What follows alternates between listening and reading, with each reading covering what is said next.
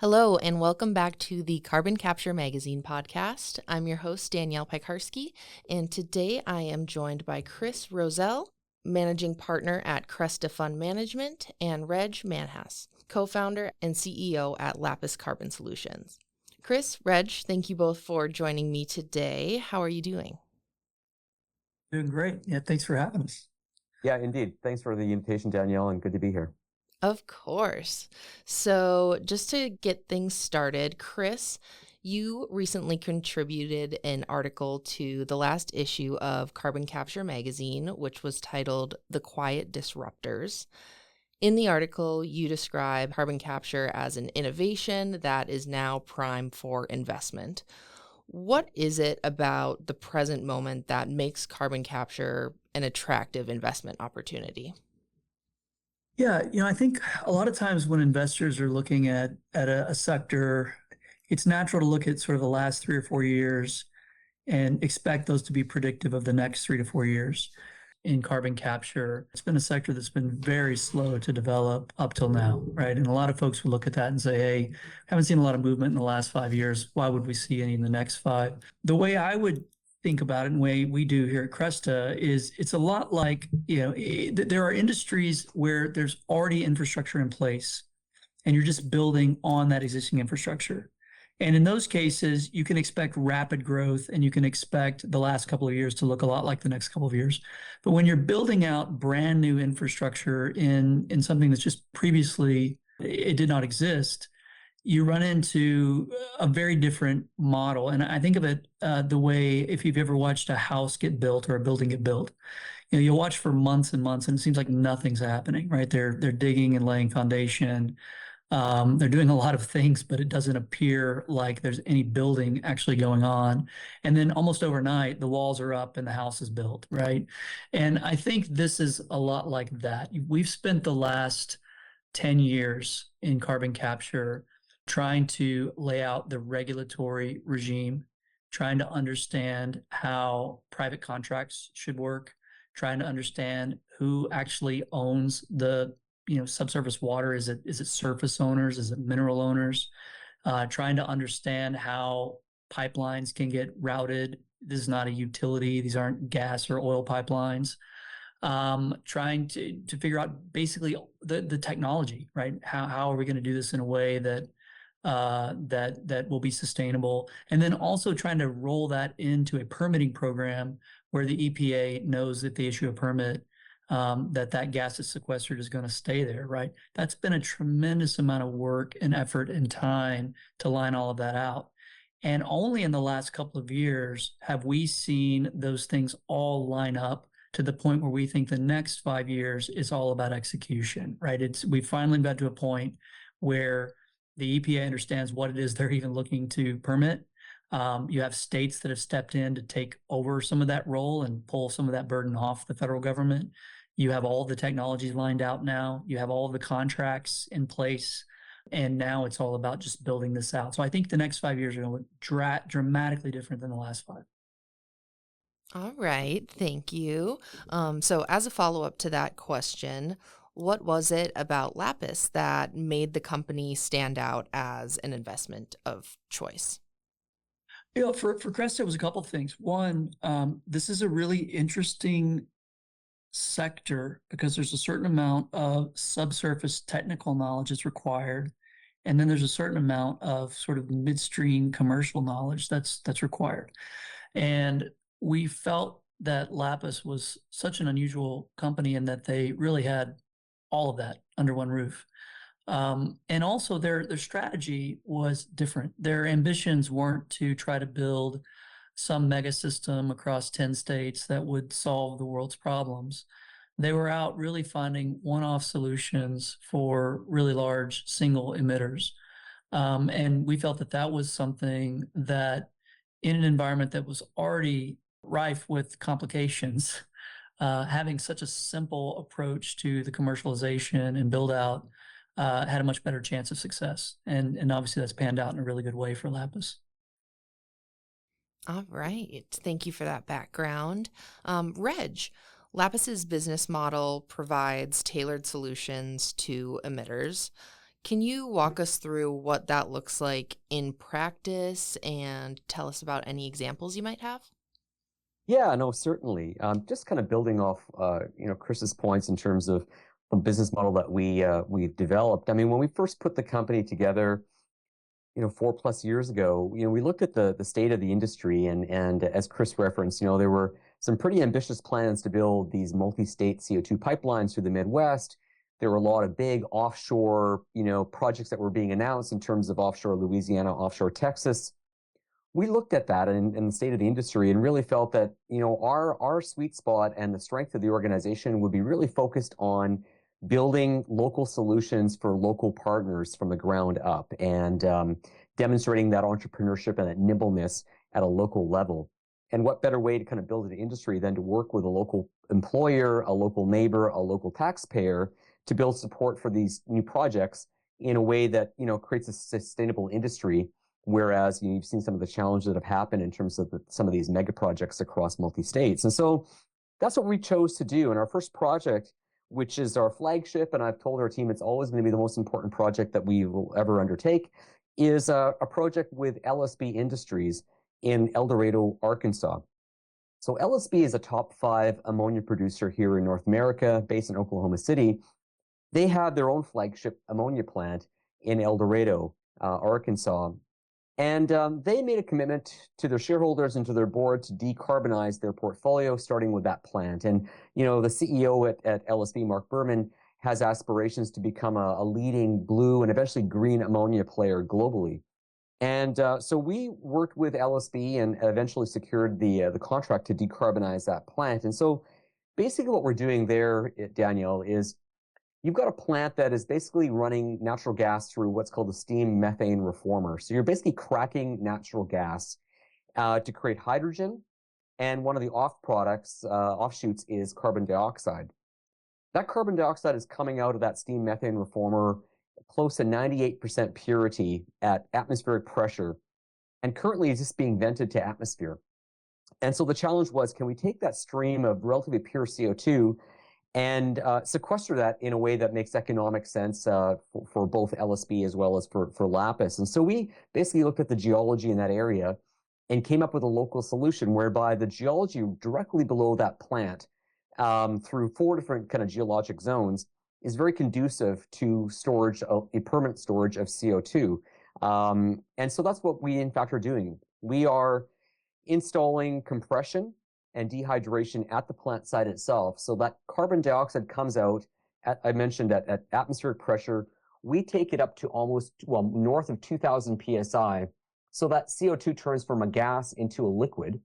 We dehydrate that CO2 stream to remove any water, because water mixed with CO2 can be very corrosive, and that's the last thing you want when you're talking about a infrastructure project using steel and wells, et cetera. So we dehydrate it, we compress it, and then we're moving that CO2 in a pipeline about 1,500 feet, so a very, very short distance. And then we will be drilling 2 wells on the LSB plant site itself. And we will be basically injecting that CO2 as a liquid under the plant over a period of 20 years.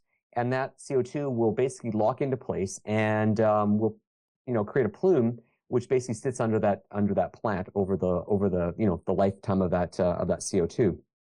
We're in the midst of a EPA regulatory process right now, the Class 6 process. We've been underway now for almost 3 years. We are anticipating a permit to construct by the middle of 2026 and operations and permanent injection activities to commence by the end of 2026. It's an exciting project. It really allows LSB to create a premium product. LSB has actually already sold a good proportion of that of that blue ammonia to Freeport-McMoRan in terms of a blue ammonia product. So they're receiving a cash flow kind of premium through that, as well as a payment that we'll be making to LSB. And then we basically monetize the project ourselves through the 45Q program. And that's how we monetize the project. I would say as well, one of the real keys to that project has been ensuring strong local community support. And so we've been working from the ground up since day one to ensure that all the local residences, the local industry folks, local politicians, including in El Dorado, but then all up the chain into Little Rock and eventually the Arkansas delegation in Washington, are fully aligned and aware and supportive of the project. And without that local support, all of this will be much more difficult to undertake. And that's been an important aspect of what Lapis brings to the table. Absolutely. Thank you, Reg. So you spoke a bit about the current CCUS landscape. It's a prime time for investment, but we're just now seeing the permit backlog start to ease. What do you think it takes to bring projects to fruition right now in light of some of the challenges that we've discussed? Yeah, I think you've hit it on the head in terms of we are seeing that permit backlog beginning to unwind. There was a real rush over the past 3 years to put permits into the queue, whether it's been a Region 6 here in the Dallas area or Region 5 up in the Midwest, et cetera. And that really has kind of jammed up the system. I mean, these are highly technical applications. For example, the application that we made for the LSB project in El Dorado, the application itself is almost 1,000 pages long, full of incredibly complicated analysis, computer modeling of the subsurface. We are now supplementing that application with the data from the test well that we've just drilled. And so you don't want to understate how complicated the process is from a regulatory standpoint to review all of that and to ensure that the permits that are being granted are being done in a proper method. I mean, at the end of the day, the EPA's job is to protect U.S. drinking water, which it obviously is very, very important for the industry as well to ensure. I think that over the past couple of years, that technical work has taken place. You're now seeing permits beginning to find their way into permit to construct. So you're seeing permits being granted in Texas, in Louisiana, in Illinois. We're hoping to have ours, as mentioned, in Arkansas, sometime next year. So I think things are starting to move forward. Chris also referenced the whole notion of primacy.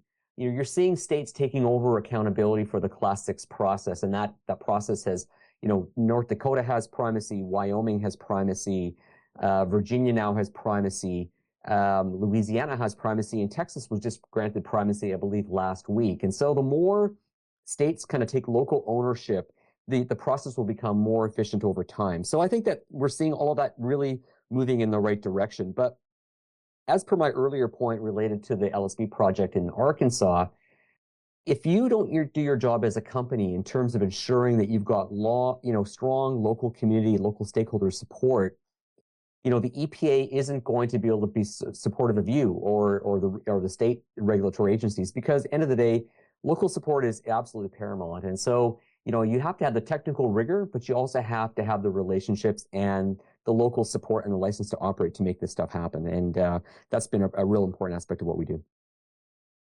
Mm-hmm. Okay.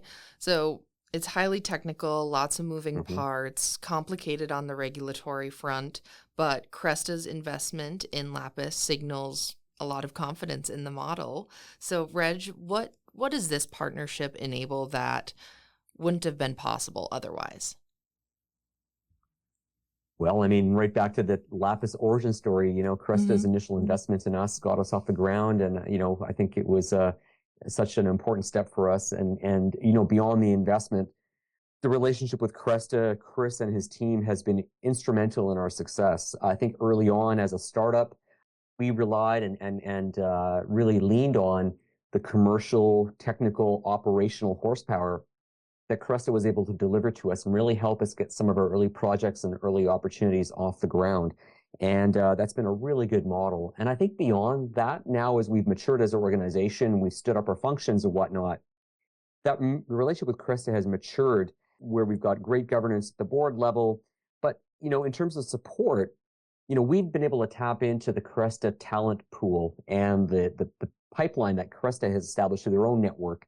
In terms of professionals, I can look at the executive team here at Lapis. Our chief commercial officer and our executive vice president of utilization both came to us via the Cresta talent pipeline. And so it's been a really great example of helping us when we needed it in a very bespoke manner early on, and then helping us more long-term in terms of capacity building and governance over time. So it's been a tremendous relationship.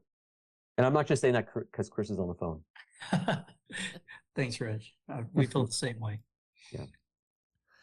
Great. Well, Looking forward over the next 5 years or so, what are some of the milestones that you're most excited about achieving? Well, I think for us, the first milestone, as I mentioned earlier, is really the commencement of injection operations and permanent sequestration at the LSB facility in El Dorado, Arkansas, which is planned to be by the end of 2026. We view that as a seminal moment for Lapis in terms of our operational competence, our proof of concept. We think from a value inflection point, that's going to be a really important step for us and for our shareholders, including Cresta. So that's really the real focus of the organization right now. We have other projects in the pipeline. We have some ethanol facilities in the Midwest that we're looking to decarbonize in Iowa, in Illinois. So those projects will be next up in queue, and those will be operational in 2028. So over the next 3 years, we've got some big operational milestones to achieve. We think alongside that, I think that as the industry begins to move forward and permits become operational and operations, not just the Lapis operations become operational, you're going to see a greater momentum building in this sector. And I think we're already seeing that now in terms of the business development pipeline. So we're just looking to build on the strengths of our operational kind of achievements and then continue to grow this organization as we step forward over the next 5 years. All right. Again, we are talking to Chris Rozzell, managing partner at Cresta Fund Management, and Reg Manhas, co-founder and CEO at Lapis Carbon Solutions. Thank you both again for joining us today. Is there anything else that you'd like to share with our listeners before we close things out? Chris? Danielle, no, thanks for having us. Really appreciate the time and look forward to staying in touch. Yeah, I would echo that, Danielle. Thanks for the time. We're just excited about the future here and look forward to staying in touch with you. And as the industry develops and as Lapis develops, hopefully we can come back and visit again. Of course. Well, thank you both again. I'm looking forward to following this project, and thank you to our listeners. If you or your company is interested in recording a podcast, please reach out. For more podcasts like this one, you can visit carboncapturemagazine.com and subscribe for industry news. We hope that you enjoyed this podcast and look forward to next time. Until then.